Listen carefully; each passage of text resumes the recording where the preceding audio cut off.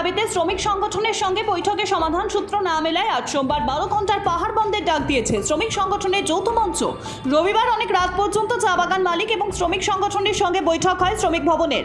এদিন শ্রমিক ভবনের সামনে 20% বোনাসের দাবিতে ধর্ণা ও অবস্থান বিক্ষোভে সামিল হয়েছিল চা বাগানের শ্রমিকরা, কিন্তু মালিক পক্ষ 13% বোনাসের দাবিতে অনড় থাকে। অন্যদিকে শ্রমিকরাও 20% বোনাসের দাবিতে অনড়। মালিক পক্ষের সঙ্গে বৈঠকে এদিন কার্যত নিষ্ফলে পরিণত হয়েছে। এরপরই আজ সোমবার 12 ঘন্টার বন্ধের ডাক দেয় শ্রমিক সংগঠনের যৌথ মঞ্চ। সকাল 6টা থেকে সন্ধ্যে 6টা পর্যন্ত বন্ধের ডাক দেয় শ্রমিক সংগঠনের যৌথ মঞ্চ। এদিকে এদিন সকাল থেকেই পাহাড়ে এই বন্ধের ব্যাপক প্রভাব পড়েছে। কোনো দোকানপাট এখনো পর্যন্ত খোলেনি। পাহাড় থেকে সমতল কিংবা সমতল থেকে পাহাড়ে কোনো গাড়ি যাতায়াত করছে না। দার্জিলিং, কালিম্পং, কার্সিয়াং, মিরিক সর্বত্রই একই চিত্র। পাহাড়ে প্রায় সমস্ত আঞ্চলিক দলগুলি শ্রমিকদের বোনাসের দাবিকে ন্যায্য বলে দাবি জানিয়ে এই বন্ধকে সমর্থনও জানিয়েছে। অন্যদিকে অপ্রীতিকর ঘটনা এড়াতে পাহাড়ের বিভিন্ন জায়গায় মোতায়েন রয়েছে পুলিশ, র্যাব। বন্ধ সমর্থনকারীরাও রাস্তায় নেমে সব দিক পর্যবেক্ষণ করছে। এক সিভিক ভলেন্টিয়ারের মৃত্যুকে কেন্দ্র করে উত্তেজনা ছড়ালো দক্ষিণ 24 পরগনার ক্যানিং মহকুমা হাসপাতালে।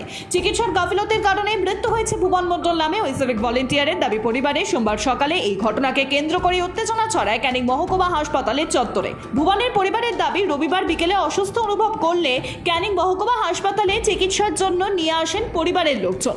অভিযোগ, প্রাথমিক চিকিৎসার পর তাকে ছেড়ে দেন চিকিৎসকেরা। ভুবনের কিছুই হয়নি বলে দাবি করেন চিকিৎসকেরা। পরিবারের সদস্যদের দাবি, শ্বাসকষ্টজনিত সমস্যায় ভুগছিলেন ভুবন।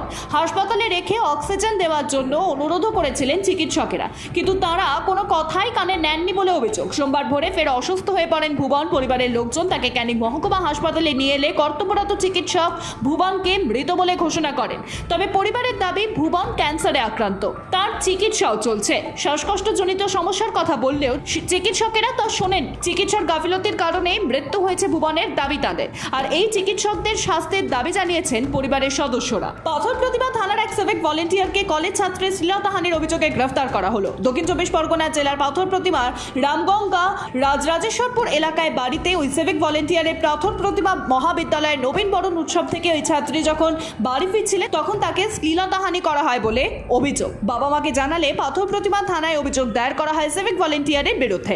সিভিক ভলেন্টিয়ারের নাম অমিতাভ বারুই। পাথর প্রতিমা থানায় পুলিশ অভিযোগের ভিত্তিতে অভিযুক্তকে গ্রেফতার করে কাকদ্বীপে নিয়ে যায়। আজ সকালে কাকদ্বীপে মেডিকেল পরীক্ষা এবং গোপন জবানবন্দির জন্য ওই ছাত্রীকে পাথর প্রতিমা থানা থেকে নিয়ে যাওয়া হয়। অন্যদিকে সিভিক ভলেন্টিয়ারের দাবি, তাকে মিথ্যে কেসে ফাঁসানো হয়েছে।